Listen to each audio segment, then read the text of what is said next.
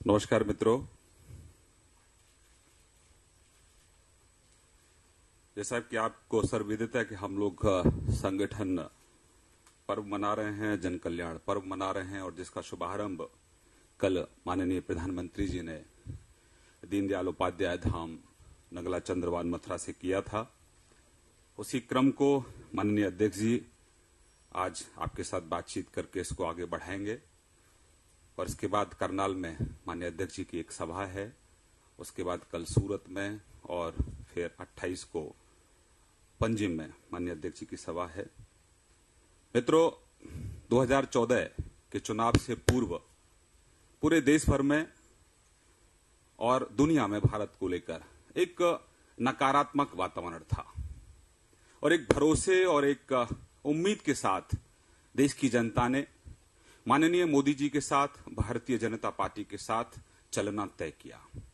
आज हम गर्व के साथ कह सकते हैं कि देश की जनता का भरोसा और विश्वास इस एक साल के कार्यकाल के बाद और मजबूत हुआ है। और एक बड़ी बात और, 2014 के चुनाव से पहले कांग्रेस के लोग, विपक्ष के लोग उपहास उड़ाते थे, कहते थे कि मोदी जी को विदेशी नीति नहीं आती, उनको अर्थनीति नहीं आती, प्रधानमंत्री तो नहीं बन सकते, हां कांग्रेस दफ्तर के बाहर आके चाय जरूर बेच सकते हैं। मित्रों, गरीब परिवार में जन्मे व्यक्ति नरेंद्र भाई मोदी जी ने ऐसे कटाक्षों का जवाब अपने काम से दिया है। विस्तार से आदरणीय अध्यक्ष जी पूरे एक साल के कार्यकाल का और हमारे जन कल्याण पर्व के बारे में विस्तृत रूप से आपसे बातचीत करेंगे। धन्यवाद।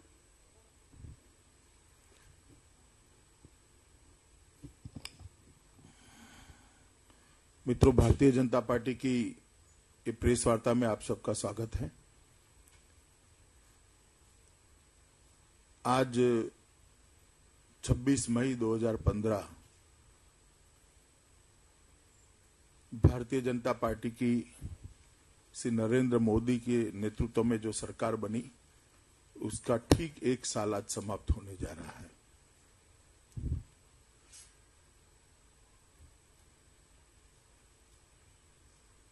गत चुनाव कई मायने में नए रिकॉर्ड स्थापित करने वाला रहा। देश के लोकतंत्र के इतिहास के लिए और भारतीय जनता पार्टी के लिए भी। 30 साल के बाद इस महान देश में किसी एक पार्टी को बहुमत देने का फैसला 2014 के चुनाव में इस देश की जनता ने किया। एक निर्णायक मैंडेट किसी एक पार्टी को 30 साल के बाद मिला और आजादी के बाद पहली बार किसी गैर कांग्रेसी दल को पूर्ण बहुमत वाली सरकार बनाने का मौका इस देश की जनता ने दिया। ये दोनों चीजें देश के लोकतंत्र के इतिहास में बहुत महत्वपूर्ण हैं और भारतीय जनता पार्टी के लिए एक गौरव की बात है कि देश की जनता ने जो पहली बार किसी गैर कांग्रेसी दल को सरकार बनाने का मौका दिया, वो भारतीय जनता पार्टी को दिया। और देश के सभी हिस्सों से करीब करीब भारतीय जनता पार्टी और एनडीए का प्रतिनिधित्व आज संसद में इस सरकार में साझीदार है। अरुणाचल में भारतीय जनता पार्टी का सांसद है तो कच्छ में भी भारतीय जनता पार्टी का सांसद है। लेह लद्दाख में भारतीय जनता पार्टी का सांसद है तो कन्याकुमारी में भी भारतीय जनता पार्टी का सांसद है। पूरब, पश्चिम, उत्तर, दक्षिण, मध्य चहु और भारतीय जनता पार्टी को इस देश की प्रजा ने सम्मानित किया है और हमें सरकार बनाने का मौका दिया। और आज इस सरकार एक साल समाप्त कर रही है। सरकार के कामकाज के इवैल्यूएशन के कई तरीके होते हैं। कोई आंकड़ों से करता है, कोई सिद्धियों से करता है,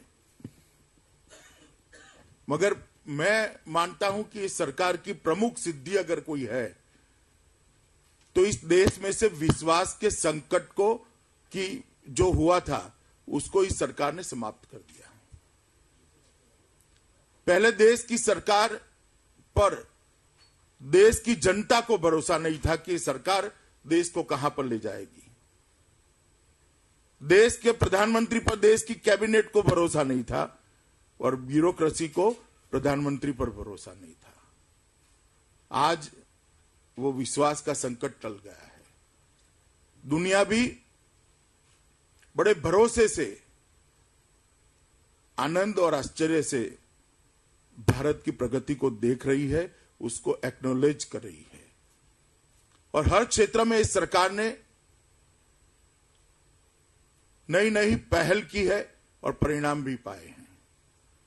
ये सरकार विजिबल सरकार रही है। पहले सरकार को ढूंढना पड़ता था।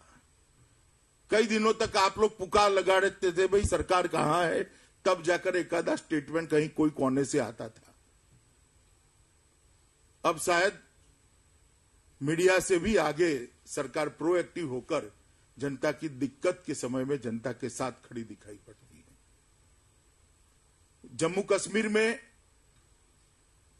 बाढ़ आती है, रेल आती है, तो कुछ ही घंटों में मंत्री और प्रधानमंत्री वहां दिखाई पड़ते हैं। अपने पड़ोसी देश नेपाल में अगर भूकंप आता है तो तुरंत ही सरकार प्रोएक्टिव होकर नेपाल में दिखाई पड़ती है। तमिलनाडु में अगर भारतीय मछुआरों पर संकट आता है, उनको फांसी दी जाती है, तो भारत सरकार इंटरवीन करती है। किसी क्रिश्चियन पादरी को अफगानिस्तान में अगवा किया जाता है तो भारत सरकार दखल कर कर उसको छुड़ा कर लाती है। आइए पीयूष जी, यहां आइए। हर जगह पे प्रोएक्टिव होकर ये सरकार दिखाई पड़ती है। ये विजिबल सरकार है और इस सरकार ने प्रधानमंत्री कार्यालय की गरिमा को फिर से पुनः प्रस्तावित किया है। एक जमाना था जब हर मंत्री 10 साल तक अपने मंत्रालय का प्रधानमंत्री होता था और प्रधानमंत्री को बेचारे को कोई प्रधानमंत्री ही नहीं मानता था। भारतीय जनता पार्टी ने स्थिति में परिवर्तन लाया है। आज हर एक मंत्री स्वतंत्रता पूर्वक अपने मंत्रालय का काम कर रहे हैं, फैसले ले रहे हैं। उन पर कोई मंत्री समूह नहीं थोपे गए हैं। 150 से ज्यादा जो मंत्री समूह बनाए गए थे, एक साथ सभी को भंग कर कर मंत्रियों को काम करने की स्वतंत्रता दी है। और प्रधानमंत्री कार्यालय पर भी पीएम ऑफिस का गौरव फिर से पुनः प्रस्तापित हुआ है। पॉलिटिकल जो नेता हैं उनका महत्व भी प्रस्तापित हुआ है। ये सरकार पॉलिसी पैरालिसिस में से बाहर आई है। जैसे ही समस्या सामने आती है, इसके निवारण के लिए ये सरकार तुरंत ही प्रोएक्टिव होकर अगर जरूरी है तो नीतियों में परिवर्तन करने के लिए तत्पर रहती है और इसके अच्छे परिणाम हमें मिले हैं। 10 साल तक देश की जनता किसी एक चीज से अगर सबसे ज्यादा त्रस्त थी तो वो भ्रष्टाचार था। 10 साल तक हर महीने कोई न कोई घपला, कोई घोटाला, लाखों करोड़ों रुपए के भ्रष्टाचार जनता के सामने आते थे, जो जनता के आत्मविश्वास को हिलाकर रख देते थे। और दुनिया में भी हिंदुस्तान की साख दिन प्रतिदिन ये घोटालों के कारण गिरती जाती थी। मोदी जी के नेतृत्व में जब भारतीय जनता पार्टी के कार्यकर्ता जनता के पास पब्लिक मैंडेट लेने के लिए गए थे, उस वक्त हमने वचन दिया था कि हम भ्रष्टाचार को इस व्यवस्था से उखाड़ कर फेंक देंगे। मुझे आपको बताते हुए बहुत आनंद हो रहा है मित्रों, 1 साल में हमारे विरोधी भी इस सरकार पर भ्रष्टाचार का कोई आरोप नहीं लगा सकते। पूरा 1 साल हो गया इस सरकार के नाम पर, भ्रष्टाचार के नाम पर कोई सवाल नहीं खड़ा कर सका। और मैं मानता हूं ये भारतीय जनता पार्टी की मोदी सरकार की बहुत बड़ी उपलब्धि है और यूपीए के द्वारा कुछ मंत्रियों के द्वारा जीरो लॉस की थ्योरी बार बार प्रस्तावित की जाती थी और घंटे तक आप लोग दिखाया करते थे, लंबी लंबी अंग्रेजी में बहस सुनाया करते थे कि कोयला में कोई नुकसान नहीं हुआ, स्पेक्ट्रम में कोई नुकसान नहीं हुआ। आज भारतीय जनता पार्टी की मोदी सरकार ने 229 खदानें जो कांग्रेस ने आवंटित की थी, जिसको सुप्रीम कोर्ट ने रद्द कर दिया, उसमें से सिर्फ 20 खदानों का पारदर्शी नीलामी कर 2 लाख करोड़ से ज्यादा भारत के खजाने में इजाफा किया है। वो ही बताता है कि कैग ने नुकसान को कुछ कम ही आंका था। 229 खदानों में 1,59,000 करोड़ का नुकसान का जो अंदाज था वो गलत था। सिर्फ 20 खदानों में 2 लाख करोड़ रुपया भारत सरकार की तिजोरी में आज वृद्धि हुई है। 1/3 क्षमता वाले स्पेक्ट्रम का नीलामी ये भारतीय जनता पार्टी की मोदी सरकार ने की और 1,09,000 करोड़ रुपया देश की तिजोरी में जमा हुआ है। मैं मानता हूं मित्रों, आज जवाब उन्हें न देना चाहिए जो जीरो लॉस की थियरी लेकर इस देश की जनता के सामने उपस्थित होते थे, जो चोरी पर सीना चोरी करते थे, जो कहते थे कोई नुकसान नहीं हुआ था। भारतीय जनता पार्टी की सरकार ने कृति से बता दिया है कि आपने देश के खजाने को कितना बड़ा नुकसान किया था। आज 1 साल के बाद मैं भारतीय जनता पार्टी की ओर से मांग करता हूं कि कांग्रेस के नेता फिर से एक बार जरा जीरो लॉस वाली थियरी को देश के सामने रखने का साहस करें। सत्य को तोड़ मरोड़ कर रखने की भी सीमाएं होती हैं, जनता को गुमराह करने की सीमाएं होती है। सार्वजनिक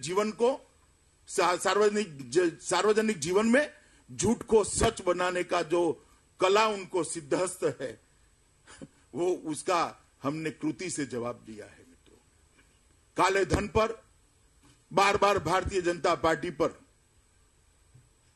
कांग्रेस के नेता निशान लगाते हैं कि काले धन में ये नहीं हुआ, वो नहीं हुआ।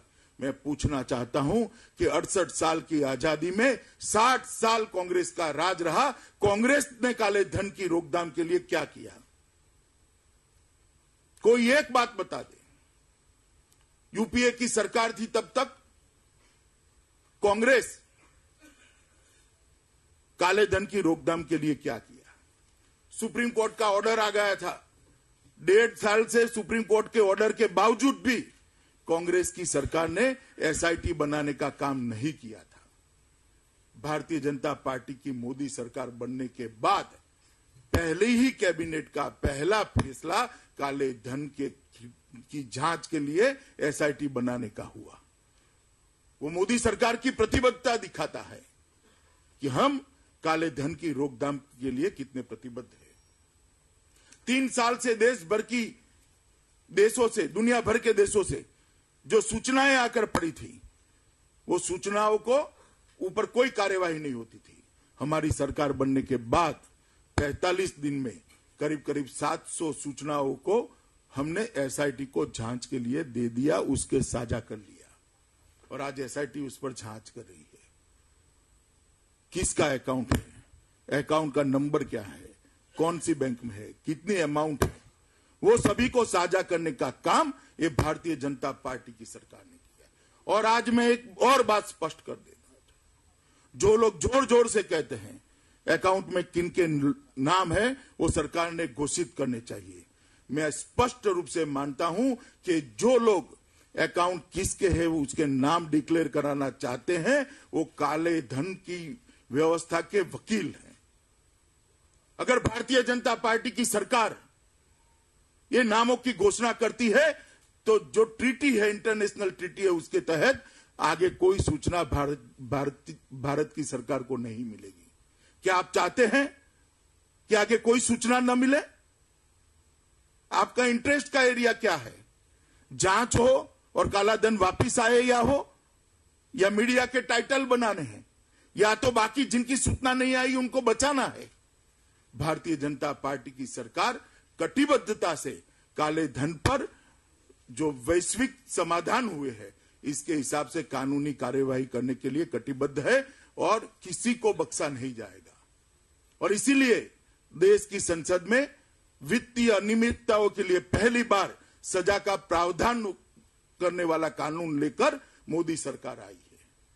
आजादी के बाद पहली बार एक कानून ऐसा बना है जिसमें वित्तीय अनियमितताओं के लिए सजा का प्रावधान किया है और वो काले धन के लिए किया है।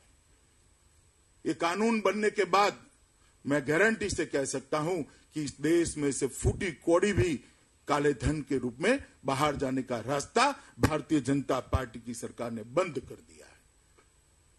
हमें मित्रों बार बार ताने कसे जाते थे कि फेडरल स्ट्रक्चर का क्या होगा अगर भारतीय जनता पार्टी की सरकार आएगी। तो मैं आपको बताना चाहता हूं कि फेडरल स्ट्रक्चर को मजबूत करने के लिए, इस देश के संघीय ढांचे को ताकत देने के लिए भारतीय जनता पार्टी की मोदी सरकार ने जितना किया है शायद ही आजादी के बाद किसी एक सरकार ने किया होगा।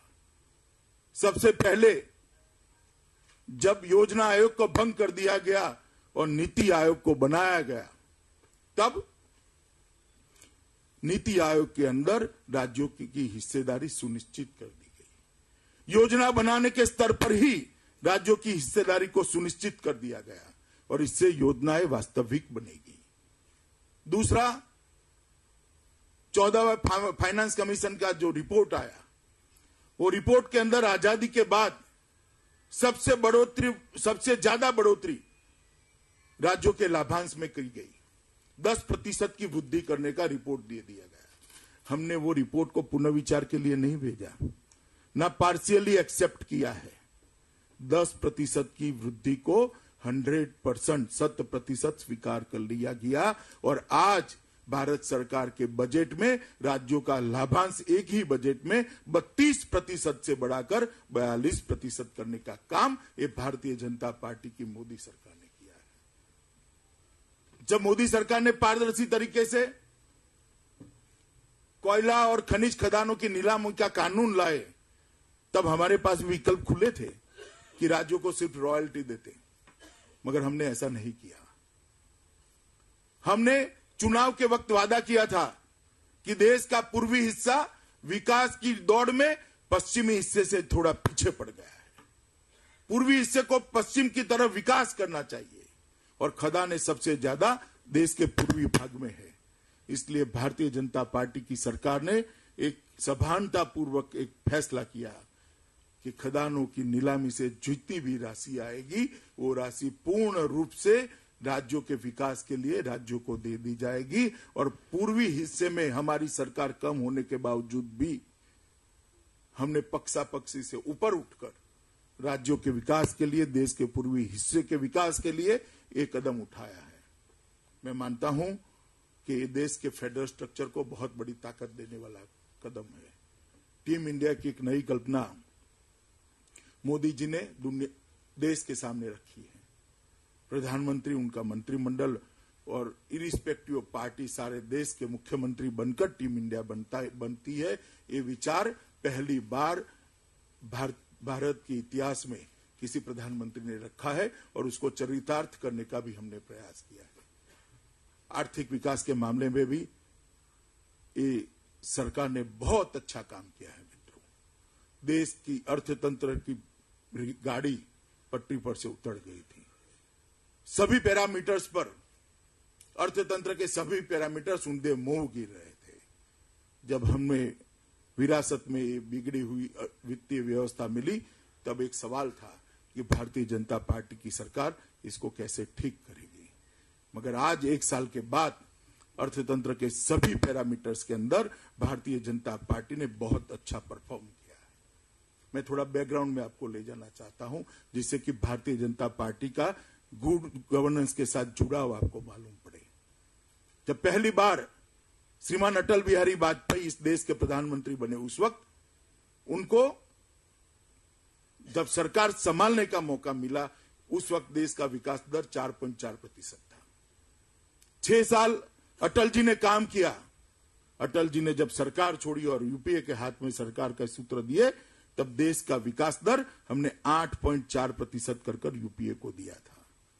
यूपीए ने 10 साल शासन किया और फिर से 4.4% कर भारतीय जनता पार्टी को वापस दिया, और भारतीय जनता पार्टी ने एक साल में उसको 5.7% पर पहुंचाने का काम किया है। मैं 5.7% पुराने क्राइटेरिया से कह रहा हूं क्योंकि कंपैरिजन ठीक हो। सभी आंकड़े मेरे पुराने क्राइटेरिया के हिसाब से। तो 4.4 से 8.4 भाजपा के समय में, फिर से 4.4 यूपीए के समय में, और 4.4 से 5.7 भारतीय जनता पार्टी के समय में वो सिद्ध करती है। कांग्रेस जब आती है तब विकास दर गिरती है, भारतीय जनता पार्टी जब आती है तो विकास दर बढ़ती है। कौन सी पार्टी देश को विकास दे सकती है, ये इस आंकड़ों पर से सिद्ध होता है। और देश के पास तुलना करने के लिए अब दोनों शासन उपलब्ध है। पहले तो हम सिर्फ भाषण करते थे, मगर अब हमारे भी आंकड़े उपलब्ध है। मित्रों, बजट घाटे को नियंत्रित किया गया है, व्यापार घाटे को नियंत्रित कर दिया गया है। एफडीआई में इन्वेस्टमेंट 44% बढ़ा है, फॉरेक्स 15 साल के सबसे ऊपर है। महंगाई को नियंत्रित कर दिया गया है। थोक महंगाई जो 6% से 7% के बीच में 10 साल तक झोले खाती रही, उसको नेगेटिव 2.66 पर पहुंचाने का काम ये भारतीय जनता पार्टी की सरकार ने किया है। और खुदरा महंगाई जो 8.7% तक पहुंच गई थी, उसको 5.6% पर पहुंचाने का काम ये भारतीय जनता पार्टी की मोदी सरकार ने किया है। अर्थतंत्र के सभी पैरामीटर्स के अंदर भारतीय जनता पार्टी की सरकार ने बहुत अच्छा परफॉर्म किया है। हमने कहा था, मोदी जी ने जब नेता चुने गए एनडीए के, तब कहा था ये सरकार गरीबों के लिए काम करेगी। हमारी प्राथमिकता देश के गरीब को विकास की दौड़ में आगे की लाइन में ले जाने की रहेगी। और एक साल में भारतीय जनता पार्टी की सरकार ने गरीबी को एड्रेस करने के लिए बहुत काम किया है। 68 साल की आजादी के बाद भी देश के 60 करोड़ लोग ऐसे थे जिनके पास पूरे परिवार में एक भी बैंक अकाउंट नहीं था। अर्थतंत्र के साथ उसका जुड़ाव ही नहीं था। भारतीय जनता पार्टी की सरकार ने, जब प्रधानमंत्री नरेंद्र मोदी ने लाल किले की प्राचीर से जन धन योजना की घोषणा की, और आज देश के 15 करोड़ फैमिली के अंदर बैंक अकाउंट पहुंचाने का काम समाप्त कर दिया गया है। ये बैंक अकाउंट से वो सभी 15 करोड़ फैमिली का अर्थतंत्र के साथ जुड़ाव, एक कनेक्ट हुआ है, और अर्थतंत्र का फायदा अब उनके पास पहुंचने की शुरुआत होगी।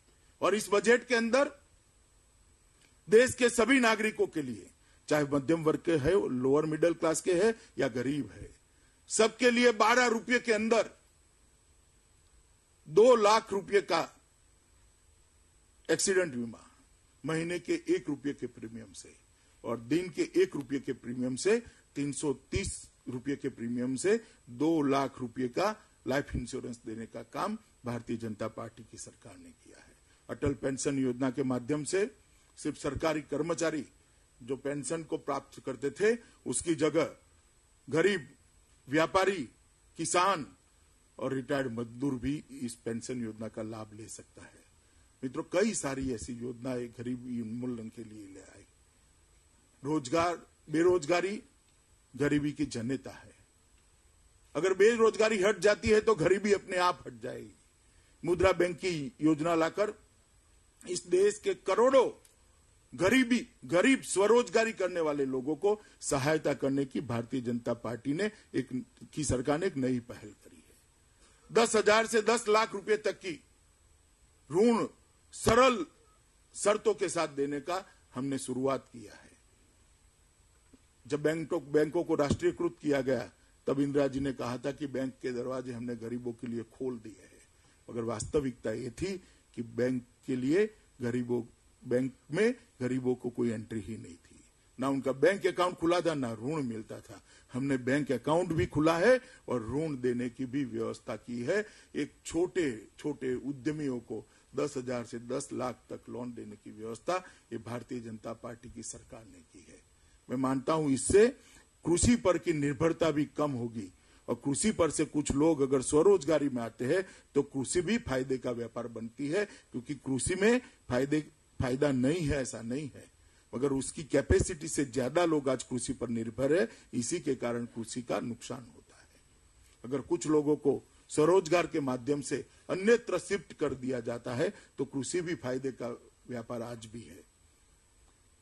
मित्रों, मेक इन इंडिया और स्किल डेवलपमेंट के माध्यम से हमने बेरोजगारी की समस्या को हल करने की दिशा में एक बहुत बड़ा कदम उठाया है। मेक इन इंडिया की पहल को दुनिया में सबसे बहुत अच्छा प्रतिसाद मिल रहा है। उत्पादन भी बढ़ने वाला है, उससे एक्सपोर्ट भी बढ़ेगा, रोजगारी भी बढ़ेगी और सरकार की रेवेन्यू भी बढ़ेगी। ये मेक इन इंडिया योजना के कारण चहुओर से अर्थतंत्र में विकास आने वाले दिनों में होने वाला है। इंफ्रास्ट्रक्चर के मामले में भी भारतीय जनता पार्टी की सरकार ने बहुत अच्छा किया है। यूपीए के 10 साल के अंदर राज्यों की रोड बनाने की गति को मिलाकर पूरे देश की पर दिन रोड बनाने की गति 5 किलोमीटर की थी। भारतीय जनता पार्टी की सरकार ने सिर्फ केंद्र सरकार आज दिन के 10 किलोमीटर रोड बना रही है। इस पर से आप मानिए, समझिए कि कितनी गति हमने बढ़ाई है। बिजली के मामले में बिजली के उत्पादन में 8.6% की वृद्धि हुई है। मैं मानता हूं आजादी के बाद सबसे ज्यादा बिजली उत्पादन में वृद्धि करने वाला कोई अगर साल रहा है तो मई का साल रहा है। बिजली की इंस्टॉल कैपेसिटी उत्पादन की, उसमें भी 22,000 मेगावाट जोड़े गए हैं।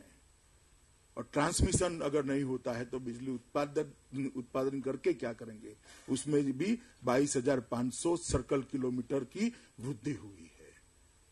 और हम चाहते हैं कि 2019 तक देश के हर गांव के अंदर 24 घंटा अनइंटरप्ट बिजली पहुंच जाए, जिससे रोजगारी भी बढ़े, स्वास्थ्य सेवाएं भी सुधरे, शिक्षा की व्यवस्था भी सुधरे और लोगों का जीवन धोरण ऊपर आ जाए। और इसके लिए दीनदयाल ग्राम ज्योति योजना के अंदर 45,000 करोड़ रुपया इस सरकार ने बजट के अंदर प्रोविजन किया है।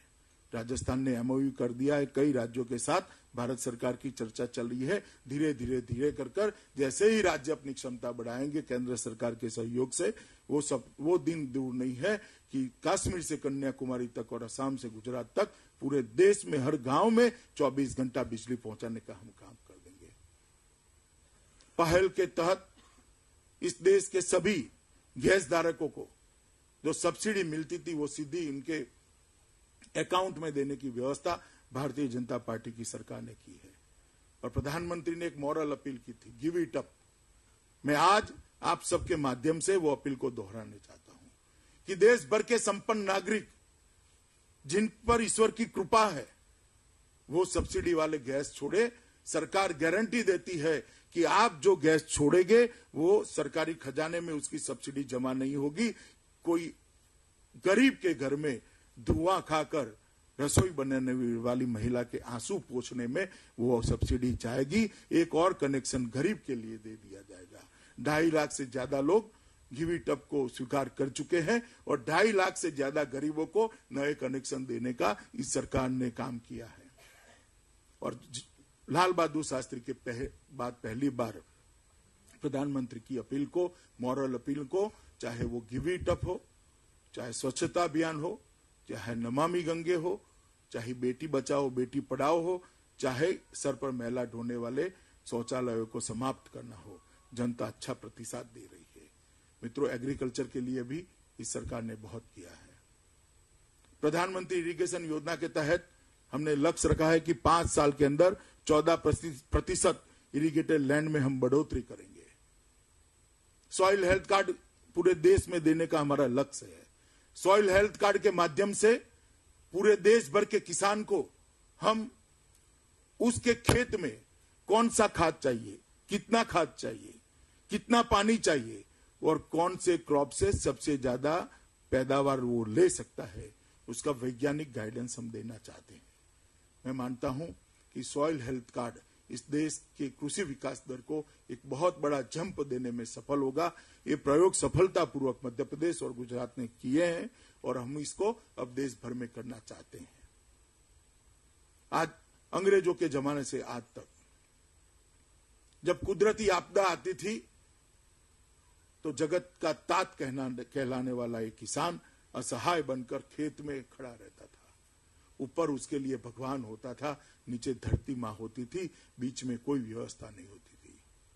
भारतीय जनता पार्टी की सरकार ने कुदरती आपदा के समय किसान को सहायता देने के जो मानांक थे वो मानांक को बदला है, किसान हितैषी मानांक बनाए हैं।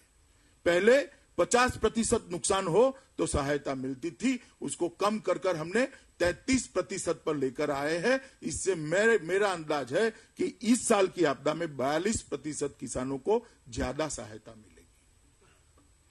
सहायता की राशि को भी हमने 50% एक ही साल में बढ़ाने का काम किया है और जो सहायता 1 हेक्टेयर तक मैक्सिमम मिलती थी उसको बढ़ाकर 2 हेक्टेयर का किया है। और बारिश और ओले के कारण चमक खो बैठे गेहूं और चावल और धान जो सरकार नहीं खरीदती थी उसको मिनिमम सपोर्ट प्राइस से ही खरीदने के लिए इस सरकार ने शुरुआत कर किसानों के साथ खड़ा रहने का एक स्तुत्य प्रयास किया है और मैं मानता हूं कि देश भर के किसान इससे हर्षित है। यूपीए की सरकार डब्ल्यूटीओ के अंदर किसानों के हित को गिरोह रखकर आई थी। वहां एक समझौते पर सैद्धांतिक स्वीकृति दी थी कि भारत किसान को मिनिमम सपोर्ट प्राइस नहीं दे सकता। जब समझौते को अमली जामा पहनाने का समय आया तब देश के किसान के सौभाग्य से इस देश में सरकार बदल चुकी थी और भारतीय जनता पार्टी की मोदी सरकार थी। इसके कारण हमने जाकर वहां एक दृढ़ स्टैंड लिया कि हम ग्लोबल फाइनेंशियल डिसिप्लिन के हिस्से तो बनना चाहते हैं मगर हमारी प्रायोरिटी है कि इस देश के किसान को मिनिमम सपोर्ट प्राइस मिले। हम डब्ल्यूटीओ का हिस्सा नहीं बनते तो न बने मगर हम किसान के साथ खड़े रहेंगे। और आज मित्रों हम विश्व व्यापार संगठन के सदस्य भी है और विश्व व्यापार संगठन ने हमारी शर्त को मान भी लिया है। हम किसान को मिनिमम सपोर्ट प्राइस दे सकते हैं।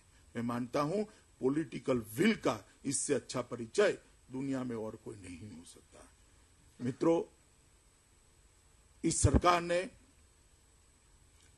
सुरक्षा, सम्मान, समृद्धि, संस्कृति और संवाद ये 5 बिंदुओं पर इस देश की विदेश नीति को आगे बढ़ाने का काम किया है। सामरिक दृष्टि से महत्वपूर्ण कई देशों का दौरा कर प्रधानमंत्री ने एक ही साल में सालों से जो निग्लेक्शन देश की सुरक्षा के लिए लिया गया था उसको वो कमी को भरने का काम किया है। और दुनिया में जहां जहां भी प्रधानमंत्री जी को जाना हुआ वहां एक 125 करोड़ के लोकतंत्र के प्रधानमंत्री को जो मिलना चाहिए वो उचित सम्मान सालों के बाद मिलते हुए हम देख रहे हैं। जो लोग ताने कस रहे हैं उनको मालूम नहीं है कि इस देश को व्यापार चाहिए, सामरिक दृष्टि से इस देश को सुरक्षा चाहिए। इस देश की संस्कृति दुनिया की अच्छी संस्कृति, सबसे अच्छी संस्कृति है, उसको दुनिया में पहुंचाना चाहिए जिससे दुनिया का भी भला होगा और देश की संस्कृति का सम्मान भी होगा। अगर एक गौरव के साथ इस 125 करोड़ देश का प्रधानमंत्री दुनिया के सामने भारत का परिचय नहीं रखता है तो मैं मानता हूं वो अपनी फर्ज से पीछे ही हटा है। और खाली जाकर भाषण पढ़ने की जगह एक लाइव संवाद कर वहां भारत की स्वीकृति कराकर प्रधानमंत्री दुनिया में से वापिस आए हैं और बहुत बड़ी उपलब्धि है ये भारतीय जनता पार्टी की सरकार की। मित्रों, रक्षा के मामले में भी भारतीय जनता पार्टी की सरकार ने तीनों सेनाओं को उनके रक्षा के साधनों की जरूरियातों के लिए एक 10 साल का वैज्ञानिक रोड मैप तैयार कर आश्वस्त किया है कि आप सीमा पर सुरक्षा करिए, आपकी चिंता इस देश की सरकार करेगी। और आज गौरव के साथ हमारा सैनिक सीमा पर देश की सुरक्षा कर रहा है। आए दिन गोलीबारी होने की घटनाएं भी कम हो गई है। जम्मू कश्मीर का इलेक्शन का 2-3 महीना बाद कर दीजिए तो सबको मालूम पड़ गया है कि अब ये नहीं चलेगा। एक ठोस रक्षा नीति के कारण आज हम सुरक्षित हैं और मैं मानता हूं मित्रों ये बहुत बड़ी उपलब्धि है। कई सारी चीजें ऐसी है जो अलग अलग मंत्रालयों ने की है, स्वास्थ्य मंत्रालय, एचआरडी मंत्रालय, कई सारे मंत्रालयों ने अच्छी पहल की है। गृह मंत्रालय ने भी, जैसे मान लीजिए गृह मंत्रालय ऐसे चलता था, कहीं का ईंट कहीं का रोड़ा, भानुमती का कुनबा, इसकी जगह एक वक्यता लाकर पूरे देश भर में सभी सुरक्षा एजेंसियों को एक सूत्र में बांधने का काम किया है और इसके कारण आंतरिक सुरक्षा भी मजबूत हुई है। और जहां कहीं भी इक्का दुक्का घटनाएं हुई उसको स्पॉन्टेनियस रिस्पांस देकर रिएक्ट किया गया और कंट्रोल लेने का काम भारतीय जनता पार्टी की सरकार ने किया। मित्रों, बहुत सारी बात कहने को है मगर आपके मन में भी काफी बातें पूछने को भी होगी, तो थोड़ा समय आपको पूछने के लिए रख देते हैं। और मैं मानता हूं कि लोकतंत्र के अंदर सभी प्रकार की आलोचना का स्वागत है, मगर लोकतंत्र के अंदर अच्छी बातों को न्यूट्रल तरीके से पहुंचाने का भी मीडिया जगत का भी फर्ज है। वो याद दिलाकर मैं मेरी बात को समाप्त करता हूं। धन्यवाद। मित्रों, आपके सवाल लेंगे, लेकिन उससे पहले मैं आग्रह करूंगा अपने राष्ट्रीय अध्यक्ष जी से कि पार्टी की तरफ से एक हमने 4 पेज का एक फोल्डर तैयार किया है, साल एक शुरुआत अनेक। मैं माननीय अध्यक्ष जी से आग्रह करूंगा कि इसका विधिवत रूप से हम यहां से विमोचन करें। मित्रों, ये फोल्डर 12 भाषाओं में और 6 बोली, मगर लिपि उसकी हिंदी या तो जो गुजराती जो होगी वो होगी, इस तरह से छापा गया है। मैं मानता हूं कि ये बहुत बड़ा प्रयास है भारतीय जनता पार्टी का।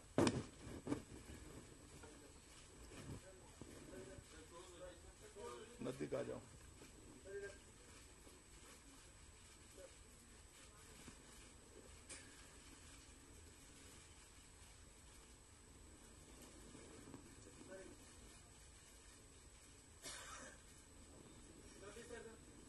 चलो भाई, हो गया। एक थोड़ा, मैं वैसे तो आप लोगों को मालूम है कि आज से लेकर 1 तारीख तक हमने एक संपर्क अभियान शुरू किया है। हम 1 साल की सरकार की उपलब्धियों को लेकर लोगों के बीच में जाएंगे। जो डिजाइन बनी है उसके तहत करीब करीब छोटी मोटी देश भर में 4,413 सभाएं आयोजित की गई है। भारत सरकार के प्रचार प्रसार विभाग की ओर से, इंफॉर्मेशन ब्यूरो की ओर से प्रदर्शनी भी लगाई गई है और कुछ वैन भी डार्क एरिया वाले देश के हिस्सों में घूमेंगे और 250 बड़ी सभाएं और कुल 4,413 सभाओं का आयोजित किया गया है। भारतीय जनता पार्टी के कार्यकर्ता ये साहित्य और भारतीय जनता पार्टी का परिचय लेकर करीब करीब 8 करोड़ घर में 3 महीने में जाने का हमारा प्रयास रहेगा। जून, जुलाई, अगस्त 3 महीने में हम 8 करोड़ घरों में जाने का प्रयास करेंगे और सीधा जनता का संपर्क कर कर सरकार और जनता के बीच में संवाद प्रस्थापित हो, इसके लिए हमारा ये विनम्र प्रयास होगा। क्योंकि हम मानते हैं कि जिन्होंने हमें मैंडेट दिया है उसको हमारा हिसाब देना हमारा फर्ज है। इसकी दृष्टि से ये भारतीय जनता पार्टी के कार्यकर्ताओं का एक विनम्र प्रयास है कि ये पत्रिका को लेकर भारतीय जनता पार्टी के कार्यकर्ता करोड़ों लोगों का संपर्क करेंगे। धन्यवाद। सबसे पहले विकास भदौरिया जी, माइक आप दे दीजिए। अमित जी, मेरा सवाल आपसे ये है, आपने उपलब्धियां गिनाई जितनी सरकार ने 1 साल में जो भी काम किए, लेकिन शुरुआत जो हो रही है, चाहे वो प्रधानमंत्री जी का भाषण हो या आपकी प्रेस कॉन्फ्रेंस हो या आपके भाषण हो दूसरे नेताओं की, वो हो रही है 1 साल पुराने बुरे दिन की याद दिलाकर। क्या सरकार की उपलब्धियां इतनी कम है या इतनी कमजोर है वो शुरुआत कि सरकार को और पार्टी को उन बुरे दिनों की याद दिलाकर तुलनात्मक उपलब्धियां गिनाने की जरूरत पड़ रही है? ना, आपका देखने का नजरिया ठीक नहीं है। हम जब कहते हैं कि कोई भ्रष्टाचार नहीं हुआ है, उस वक्त कंपैरिजन के लिए रखते हैं। साथ में ये कोई भ्रष्टाचार नहीं रहा है, हुआ है, वो उपलब्धि तो है ही। आप सिर्फ भ्रष्टाचार नहीं हुआ है इसको देखिए। तो बातें ठीक हो जाएगी। रामनारायण श्रीवास्तव जी, माइक लीजिए सर। अमित जी, आपने केंद्र राज्य संबंधों की बात की है, संघीय ढांचे की मजबूती की बात की है, लेकिन केंद्र सरकार का हाल में दिल्ली की यूनियन टेरिटरी में जो सरकार है उससे टकराव चल रहा है। वहां पर कोई आपका सही कोई सरोकार नहीं बैठ पा रहा है, आपके विवाद बढ़ रहे हैं, इसको किस रूप में देखते हैं आप? देखिए, वो जो टकराव चल रहा है, सो कॉल्ड टकराव, वो टकराव नहीं है, संविधान के इंटरप्रिटेशन का मामला है। संविधान का इंटरप्रिटेशन राज्य सरकार एक तरीके से कर रही है, केंद्र सरकार दूसरे तरीके से कर रही है। मामला कोर्ट में जाएगा, अपने आप मामला सेटल हो जाएगा। इससे राज्यों के साथ दुर्व्यवहार का कोई मामला नहीं है भैया, संविधान के इंटरप्रिटेशन का मामला है, उसकी व्याख्या का मामला है। विजय त्रिवेदी जी, मैं आपको थोड़ा ज्यादा समझाने के लिए दुर्व्यवहार किसको कहते हैं मैं समझाता हूं। जब यूपीए की सरकार थी तब गुजरात सरकार को 5 साल तक रॉयल्टी नहीं दी गई थी। गैस की दिल्ली की प्राइस और गुजरात सरकार की प्राइस में 270% का अंतर था, इसको दुर्व्यवहार कहते हैं। विजय त्रिवेदी जी। अमित जी, मैं विजय त्रिवेदी हूँ, न्यूज नेशन से। मेरी याददाश्त थोड़ी कमजोर है, लेकिन 1998 से 2004 तक जब वाजपेयी जी की गठबंधन सरकार थी तो पार्टी हमेशा ये कहती थी कि ये गठबंधन की सरकार है और गठबंधन का धर्म निभाने के लिए वो पार्टी के जो कोर इश्यूज हैं उनको अलग रख रही है। जब भारतीय जनता पार्टी को बहुमत मिलेगा तब वो करेगी। आज अमित शाह जैसे अध्यक्ष के नेतृत्व में और नरेंद्र मोदी जी के रहते हुए पार्टी को बहुमत मिला है, स्पष्ट बहुमत मिला है, लेकिन पार्टी के जो कार्यकर्ता है वो अब भी इंतजार कर रहे हैं कि वो आप कोर इश्यूज पर कब आज भी वो कोर इश्यू को एड्रेस करने जितना बहुमत हमें नहीं मिला है। आपको ये मालूम होना चाहिए, उसके लिए हमें 370 सीटें चाहिए। कृपया आप थोड़ा संविधान को ठीक से पढ़ लीजिए तो चीजें क्लियर हो जाएगी। देवेंद्र पराशर जी। सर, करप्शन को लेकर एक सवाल है। यूपीए गवर्नमेंट में प्रदीप बैजल जो कि ट्राई के चेयरमैन हुआ करते थे, उन्होंने एक किताब लिखी, उसमें ये कहा है कि तब के प्रधानमंत्री मनमोहन सिंह ने ये धमकी भी दी थी कि अगर आप 2G मामले में सपोर्ट नहीं करेंगे तो आपको इसका नुकसान उठाना पड़ेगा। चलिए, मैं इस पर कोई टिप्पणी करना नहीं चाहता। सारी चीजें कोर्ट में और अलग अलग जांच एजेंसियों के सामने होगी, वो निर्णय करेंगे। Mister Venkat. Sir, my name is Venkataraman from Tamil Nadu. You've given a long lecture about the achievements of last 1 year. Have you ever thought about the southern state, 5 states, where your bhashan should be addressed to the people also, the non-Hindi speaking state? Have you taken any initiative? Even today what you have given is totally on Hindi. All the नहीं, वो तमिल के तमिल नहीं, मेरी बात, जो बच्चा week है उसके लिए गवर्नमेंट और पेरेंट्स ज्यादा इम्पोर्टेंट बहुत अच्छा काम किया है। Whereas your government is least bothered about to concern the people of Tamil Nadu. ना जी, जब महंगाई घटती है तो तमिलनाडु में फायदा होता है। गैस की सब्सिडी डायरेक्ट जाती है तो तमिलनाडु में भी जाती है। बिजली 24 घंटा पहुंचेगी तो तमिलनाडु में भी पहुंचेगी। और तमिलनाडु के लिए विशेष क्या किया, ऐसे मैंने हर राज्य का सेपरेट कर यहाँ पर नहीं बताया है। और जो लिटरेचर की आप बात कर रहे हैं वो तमिल में भी छपा है, मलयाली में भी छपा है, तेलुगु में भी छपा है, कन्नड़ में भी छपा है। मैंने पहले ही कहा कि देश की 12 भाषाओं में छपा गया है। क्योंकि आप दिल्ली में बैठे हैं, इस हिंदी में दिया।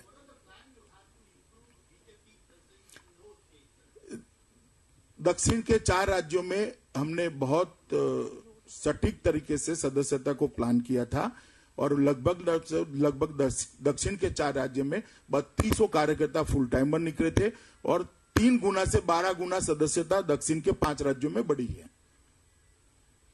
मारिया शकील। सर, आपने अचीवमेंट्स और इनिशिएटिव्स के बारे में बताया इस 1 साल में। अगले 4 साल का रास्ता किस तरह से आप देख रहे हैं? What are the challenges you have identified? वो मोदी जी बताएंगे आपको। अनामिका और फिर अशोक सिंघल जी।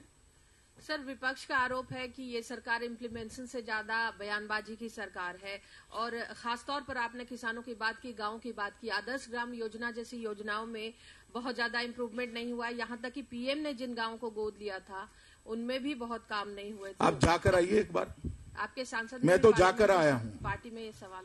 आप जयपुर जाकर आइए, मैं तो जाकर आया हूँ, तो आपको मालूम पड़ेगा। और वहां उपलब्ध है पहले के जयपुर के फोटोग्राफ वीडियोग्राफी और अब के जयपुर के फोटोग्राफ वीडियोग्राफी। कृपया एक बार जाकर आइए।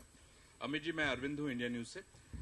बहुत सारी उपलब्धियां आपने बताई, लेकिन जिस तरह से दूसरे राज्यों जहां पे दूसरी सरकारें हैं, जैसे उत्तर प्रदेश को देख लें, बहुत सारी ऐसी योजनाएं चल रही हैं जिसको भारत सरकार पैसा नहीं दे रही है। खासतौर पे पर्यटन को लेकर मैं बहुत सारे जगहों पे ऐसे जगह बता सकता हूं जहां पे पैसे नहीं मिल रहे हैं। ऐसा क्यों हो रहा है?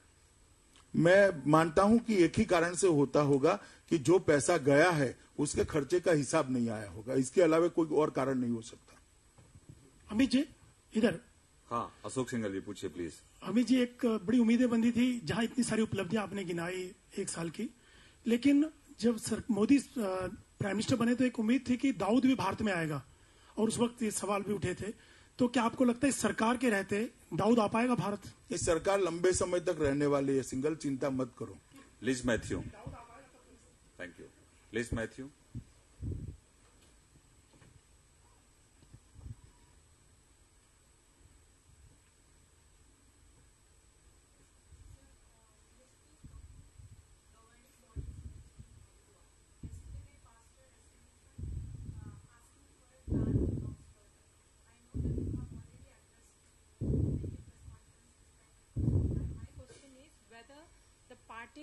As a party and the party leadership will try, whether you will try to rope in the organizations like PHP and SJM and BMS which are on the street raising certain demands. हमारे सहयोगी संगठनों का रिश्ता हम पर छोड़ दीजिए।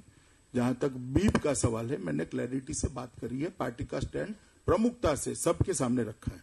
ऐश्वर्या कपूर, उसके बाद Ravindra.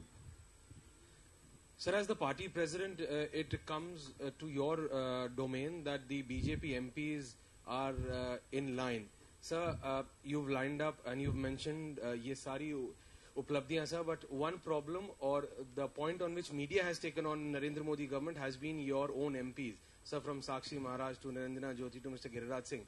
Sir, will you be taking a strong thing so that in the next 365 days... चलिए भैया, भ्रष्टाचार से मीडिया हम पर हमला करे, अव्यवस्था से करे, गैर जिम्मेदाराना सरकार से करे, इससे अच्छा है कि इससे करता है।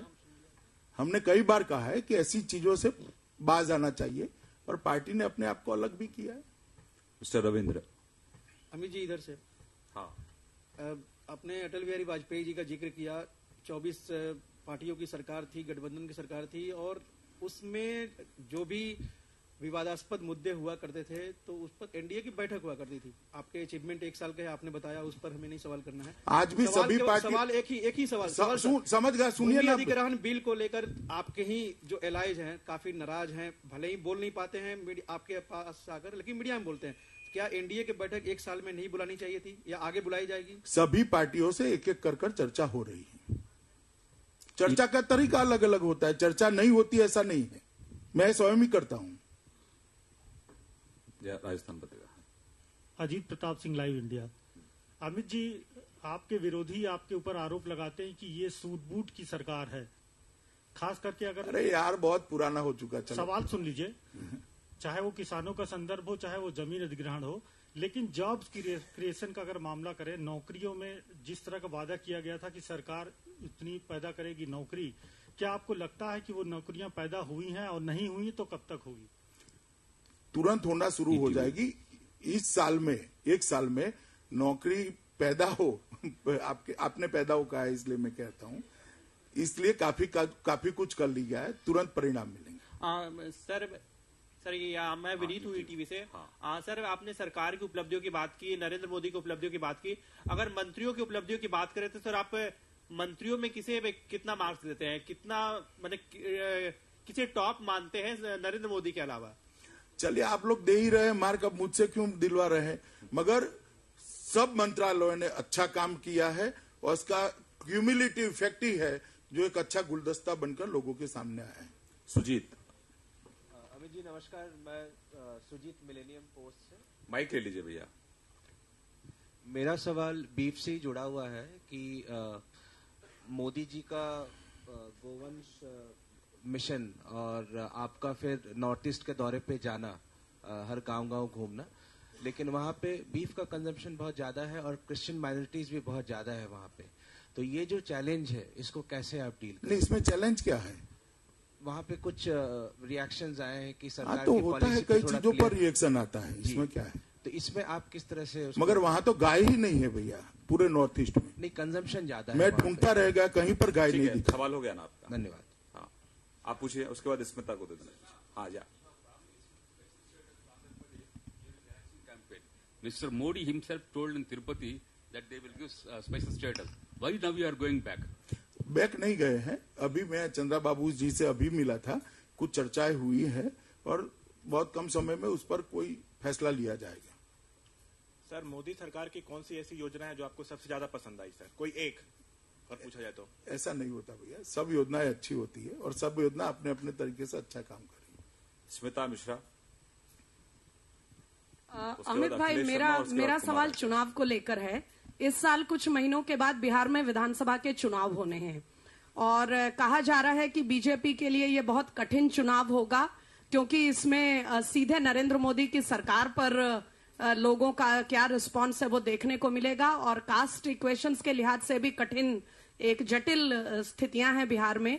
ये भी लिखा जा रहा है कि अमित शाह के लिए ये चुनाव लिटमस टेस्ट हो सकता है। मेरे लिए तो हर चुनाव टेस्ट है, मेरे लिए हर चुनाव टेस्ट है। बिहार क्यों, मगर इस चुनाव को, बिहार के चुनाव को भारतीय जनता पार्टी सीरियसली और बहुत प्रमुखता से ले रही है और मुझे भरोसा है कि भारतीय जनता पार्टी के नेतृत्व में पूर्ण बहुमत के साथ बिहार में सरकार बनने जा रही है।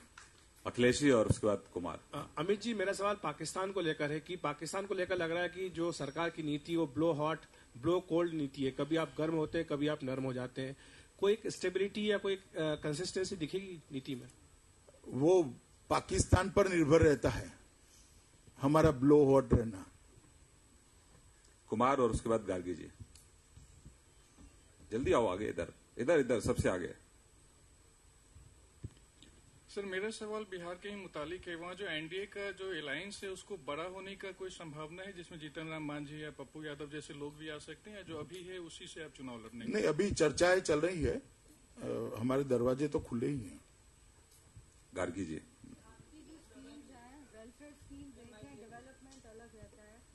और बिजली पानी की जो समस्या है वो जस की तस बनी हुई है पहले साल में, जैसे कि कहा जा रहा था before you started your campaign for talking about. नहीं, बिजली में तो काफी सुधार हुआ, सुनिए ना, मगर बिजली में तो काफी सुधार हुआ है। नहीं, जमीन पे उतरने की जमीन पे उतरने की ही मैं बात कर रहा हूं। कल हमने दीनदयाल धाम में भी देखा कि लोग 5-5 रुपए देके एक एक मटके का पानी खरीद रहे हैं।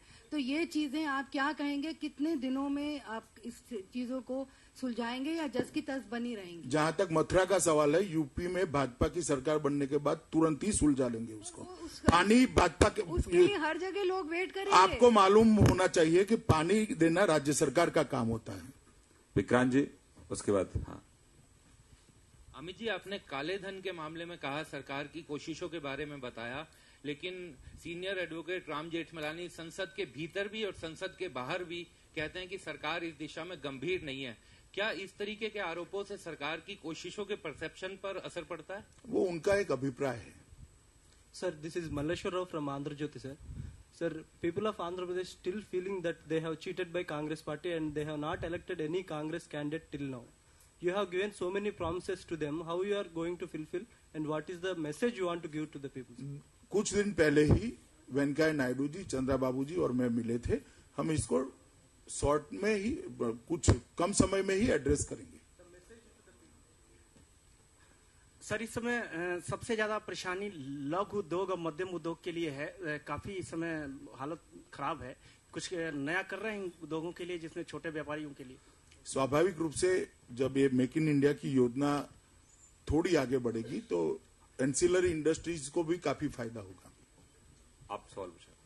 देश में सबसे बड़ा तबका है किसान। क्या सरकार के पहले साल में शुरुआत में भूमि अधिग्रहण बिल लाना, जिसकी वजह से बड़ी आलोचना हो रही सरकार की, सर्वे भी यही बता रहे, क्या गलत कदम था या भूल थी सरकार की? अब 4 महीने पहले की बात लेकर घूमते हैं आप भैया। अब किसान पूरा समझ चुका है, हमारी बात किसान तक पहुंच चुकी है। इस भूमि अधिग्रहण बिल से किसान का 0.0001% भी नुकसान नहीं है। किसान समझ चुका है, आप समझ जाइए।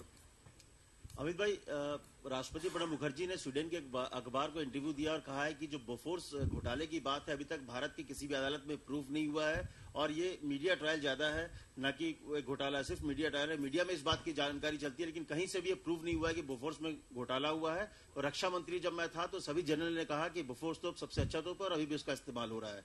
क्या कहेंगे आप? मैं राष्ट्रपति जी के बयान पर कोई टिप्पणी करना नहीं चाहता। मैडम। अमित जी, मैं नाज असगर हूँ यूएनआई से। Recently, one of your general secretaries said that your alliance in Kashmir is just not a national alliance. It's just for the sake of governance. So, are you feeling difficulties? नहीं, national alliance कैसे हो सकता है? National alliance. He said it is not a natural alliance. What are the difficulties you are feeling? कोई difficulty नहीं है। देखिए, जनता ने एक वहां पर मैंडेट दिया था जिसके कारण दो विपरीत विचारधारा वाली पार्टियों ने साथ में बैठना पड़ा है। हमने कॉमन मिनिमम प्रोग्राम बनाया, इसके आधार पर हम आगे बढ़ रहे हैं और उसमें कोई डिफिकल्टी नहीं। अमित जी, मैं अमलेंदु हूँ नेशनल दुनिया अखबार से। ये एसआईटी काले धन की जांच के लिए तो एसआईटी का गठन आपने 2-3 दिनों के अंदर में कर दिया था, सरकार गठन होने के बाद। देश की 3 एजेंसियां ऐसी है जो भ्रष्टाचार या अन्य चीजों की जांच करती है और वो तीनों पद खाली है, चीफ जो है खाली है। आखिर भ्रष्टाचार मुक्त सरकार 1 साल में आप कैसे? कौन सी एजेंसियां? CIC, CBC। एक मिनट, पहले सबसे पहले सीबीआई भ्रष्टाचार की जांच करती है, सीबीआई का पद भरा हुआ है। सीवीसी के पद के लिए सुप्रीम कोर्ट ने हमसे पैनल मांगा था, हमने दिया, उन्होंने अप्रूव कर वापस दिया। उस पर एक बैठक भी हो गई है और सीआईसी के लिए भी बैठक हो गई है। कुछ चर्चा हुई है, जल्दी फैसले ले लिए जाएंगे। अध्यक्ष जी, मैं अनुज गुप्ता हूँ, नवभारत नागपुर मुंबई से प्रकाशित होता है। पिछले साल लोकसभा चुनाव में, फिर विधानसभा चुनाव में महाराष्ट्र में आपने विदर्भ राज्य बनाने का वादा किया था। हमने कोई वादा ऐसा बीजेपी के घोषणा पत्र में कभी नहीं किया। ओके। और दूसरा, आपको भी अध्यक्ष बने लगभग 1 साल होने जा रहे हैं, आपकी कार्यकारिणी कब तक पूरी होगी? कार्यकारिणी समाप्त पूरी है। पदाधिकारियों की? पदाधिकारी भी पूरे ही है, जितने चाहिए इतने है ही। बहुत बहुत धन्यवाद माननीय अध्यक्ष जी को, अभी करनाल की सभा में जाना है। बहुत बहुत धन्यवाद, थैंक यू वेरी मच। चले भैया, धन्यवाद।